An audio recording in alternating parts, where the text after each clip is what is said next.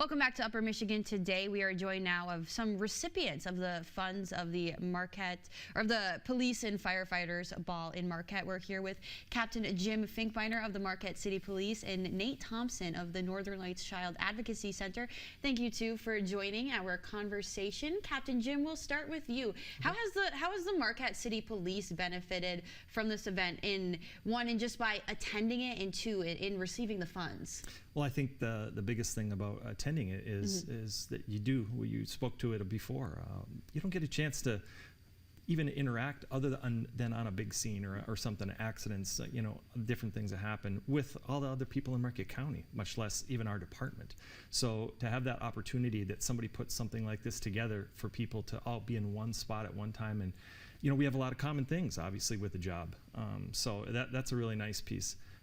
As far as benefiting our department, even a department our size, and we're a pretty good sized police department, but nobody has a big enough budget to handle all the things you want to do. So just an example of one of the things that the Ball has done for us is that we had a large construction project trying to do some updates to our evidence, how we manage it, how we store it, that type of thing. And of course, with that, in 2024 comes technology, and technology is not cheap by any means. So they were able to give us some money to kind of finish off that project technology-wise, so that we're into the most as far as we can go technology-wise to handle our evidence, keep track of it, and do it in an efficient manner. That's one of the biggest things for us too. So.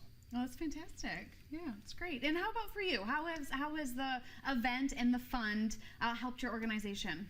Yeah, so one of the things we do is conduct forensic interviews for law enforcement officers for kiddos who have been through traumatic experiences.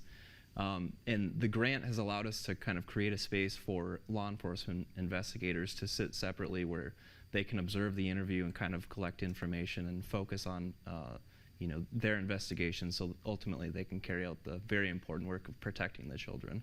And that's interesting. I mean, when we've been talking with the organizers, I immediately thought of like the police department, the money going, and this is like obviously you work very closely with the departments, but how did you find out about the fund and the opportunity for a grant?